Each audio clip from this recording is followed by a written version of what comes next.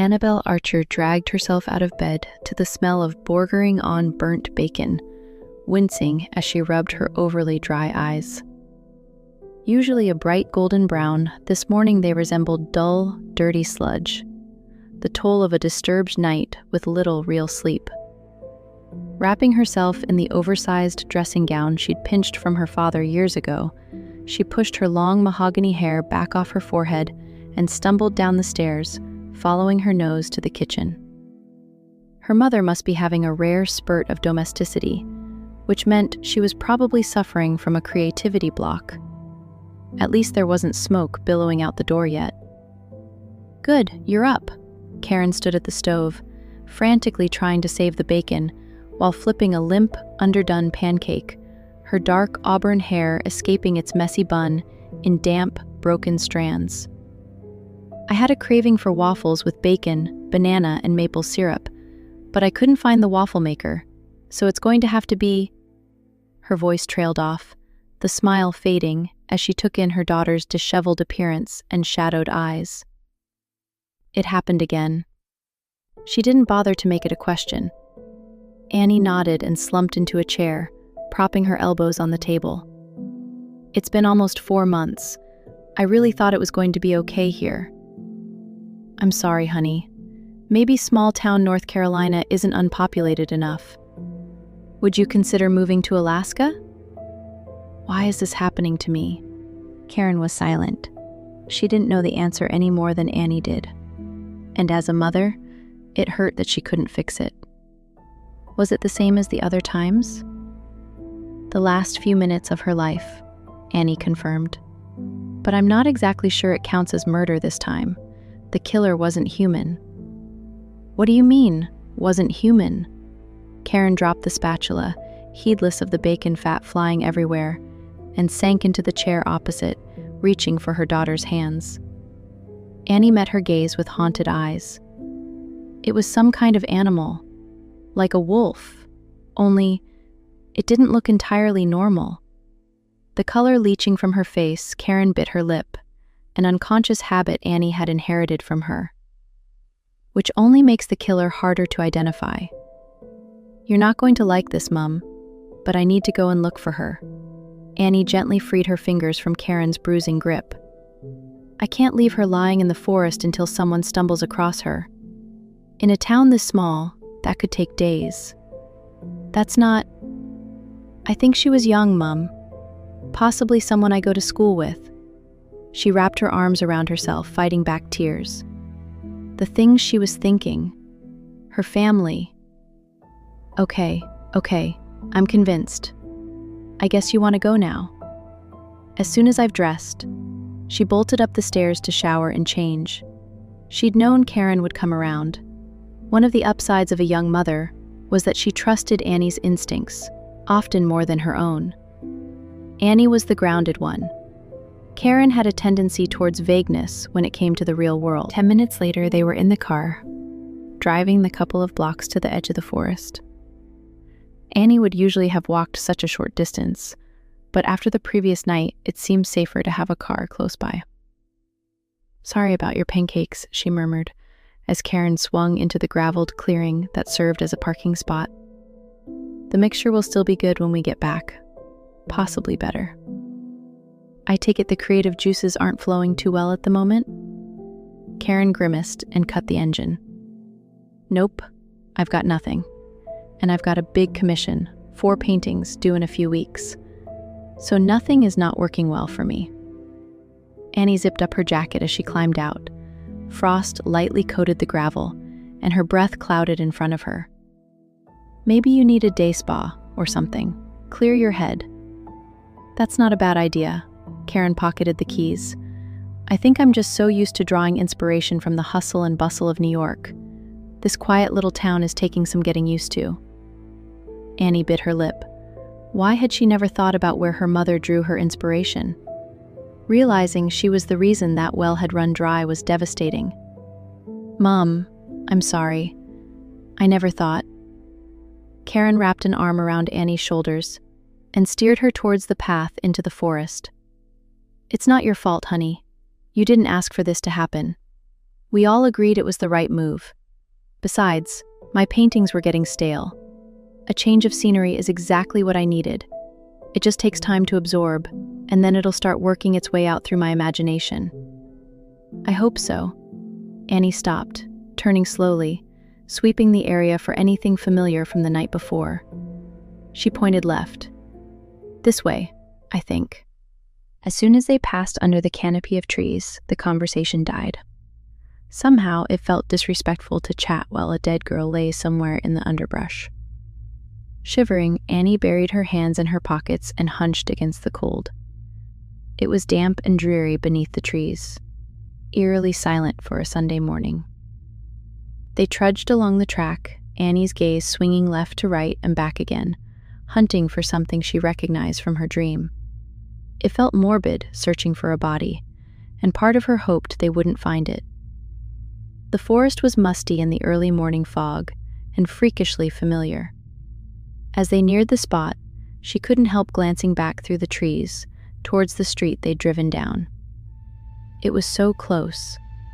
A mere 100 meters had drawn the line between life and death for this girl. A patch of yellow caught her eye. She veered off the track towards it. It's her. Annie glanced over her shoulder at Karen, right on her heels, and stopped just short of the body. The yellow she'd seen was the girl's jacket, the vivid color torn in several places, a casualty of her desperate flight. Her long, honey-blonde hair, the ends stained a pinkish red, lay tangled around her porcelain-white face. Annie sucked in a breath. "Mum, I do know her. She's a senior at school." Damn. Karen was already pulling out her phone. "What's her name?" "Danielle, I think. One of the cheerleaders. Or she was." Up to that point, Annie had avoided the wound. But now she pulled her eyes from the familiar face to study the cause of death. To a stranger, it might seem strange that the gruesomeness didn't move her. Maybe she'd seen too many in her young life. But she didn't think it was that. It was the death itself that horrified her. When she felt those last few minutes of a victim's life, it was harrowing, and she'd never grown used to it. Next to that, the bodies themselves were just lifeless shells. "The wound is so perfect," she murmured. A single neat slice ran from one side of the throat to the other. Karen, who didn't share her daughter's matter-of-fact way with dead bodies, peered cautiously down. "I thought you said the killer wasn't human. That wound looks incredibly precise for an animal attack." "I know, right? There's something wrong about this." Karen started keying numbers into her phone. "I'm calling the sheriff to report the body." "But I know what you're going to say, but we have to call it in. If we don't, sooner or later they'll find out we were here and want to know why. We just won't say how we knew about the body, okay? And no mention of any of the others." "Deal." Karen stepped away and turned her back to make the call. Annie crouched closer to the wound, wondering what could drive an animal to mortally wound a human and then leave, without eating even a scrap of its victim. It was completely unnatural. She leaned in for a better look. A hard arm clamped around her waist and wrenched her backwards. "What the?" She was abruptly released and staggered, almost landing on her backside. "Don't touch the body," a male voice right behind her. Annie spun, ready to confront the intruder, but there was no one there. Frowning, she scanned the trees. Pressed against a large trunk, cloaked in shadow, stood a tall figure. "I wasn't going to," she snapped, squinting to make out his features. "I know better than to contaminate a crime scene. It's not that. I don't know what it is, but something doesn't feel right. The body could be poisonous, contagious. Touching it before it's been examined would be crazy." He edged further back into the shadows. On the verge of stepping closer to see who he was, Annie made herself turn back to the body. "You really think there's something wrong with it?" There was no reply. When she glanced over her shoulder again, he was gone. A shame. Technically, he'd been trying to keep her from a hazard. He hadn't known she'd never meant to touch it. She probably should have thanked him. "What are you looking at?" Karen stepped up beside her, following her gaze. "There was a guy." Annie dragged her eyes away. "Actually, never mind. What did the sheriff say?" "I spoke to Deputy Fields. He and the sheriff are on their way. They want us to stick around." "Of course they do." Karen squeezed her shoulder. "They don't know anything about what happened in New York. They've got no reason to be wary of you." "What's our story then?" "We were out for an early morning walk and saw the yellow jacket. It looked out of place, so we went to investigate and found her." Karen thought it through as she spoke. "That's all. Keep it simple." Annie took a few quick snaps on her phone while they waited. The police didn't take long. Sheriff Denton strode through the forest with an authority that belied her small stature. A woman in a traditional small town, she'd earned her stripes the hard way, and every battle was written in the lines of her face and the strands of her steel gray hair. She didn't exactly radiate friendliness. Deputy Fields, by contrast, had the kind of face you instantly warm to. Not handsome by any stretch, but his hazel eyes were kind, and a cute snub nose was scattered with freckles. He loped along behind the sheriff without a care in the world. Sheriff Denton snapped on gloves and went straight to the body, ignoring them for the moment. She sighed heavily when she saw how young the victim was. Not entirely without compassion, then. "Anyone know who she is?" Annie stepped forward. "She's a senior at Ridgeville High, Sheriff. I'm pretty sure her name's Danielle." "That's the name of our missing girl," she murmured to Fields, who nodded and made a note. Karen sucked in a breath. That poor mother. I can only imagine what she's going through. And when she hears her daughter's dead. She moved closer and wrapped an arm around Annie. "I'd be devastated if anything happened to you." Annie patted her hand. Her mother might be vague, but Annie had never once doubted how much she loved her. Fields turned away, embarrassed by the emotion, but the sheriff just studied Annie. "You're the one who found her?" Annie nodded. "Was there anyone else around?" "No, only Mum and me." She decided against mentioning the guy. With no features to describe, there was no point, except to look like an idiot. The sheriff's steely gaze slid to Karen. "Do either of you know the victim?" "No, ma'am." For all that she was the parent, Karen was easily cowed by anyone in authority. "Can you explain why you're in the forest so early on a Sunday morning?" "Mom burnt our breakfast pancakes, so we thought we'd walk while the smoke cleared," Annie answered, before Karen could be browbeaten into the truth, the lie tumbling off her tongue. It was barely a stretch. Back in New York, she'd learnt the key to a good lie was packing it with as much truth as possible. For once, Karen didn't miss a beat. "I'm afraid I'm not much of a cook," she said with a wry grimace. The sheriff nearly cracked a smile. "Some of us weren't destined to be domestic goddesses." Her gaze cut back to the track. "Ah, there you are, Deputy Denton. Anything of note around the perimeter?" Annie turned to study the newcomer, noting with interest that this deputy shared the sheriff's surname, though that seemed to be all they had in common. He was tall and young, with curly dark blonde hair and the kind of build that clearly logged a lot of gym time. He shook his head. "Nothing, Sheriff. No fresh tire tracks other than the car in the lot, and no unusual debris or disturbance in the undergrowth along the road." "Thank you, Deputy. We'll do a thorough search once the body's been taken away."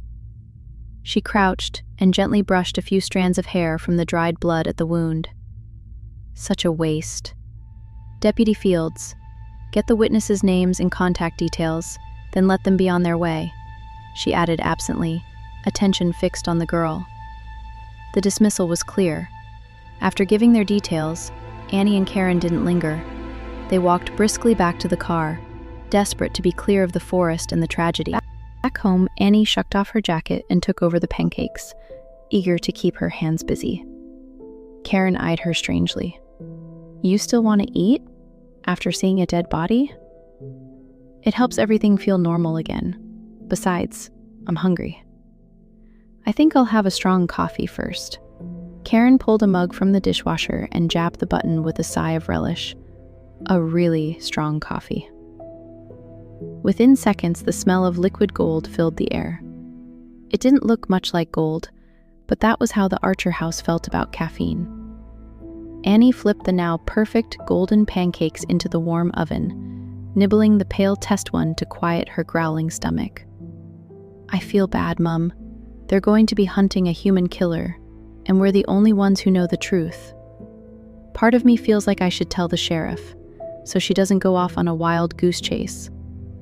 Karen leaned against the bench, cradling her mug, and met her daughter's eyes. "Ask yourself this, honey. Based on past experience, do you think Sheriff Denton will believe you?"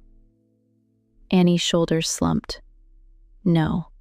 She'll think I'm crazy, just like the cops in New York. Trust the process. Once they've run their DNA tests and done whatever else it is they do, they'll work out for themselves the culprit isn't human. I guess." She laid half a dozen rashers into the sizzling pan, and the room filled with the smell of frying bacon. "You need to play your cards close to your chest, honey." Karen sniffed appreciatively. "I think I may have just regained my appetite." Annie snorted. "I figured you would."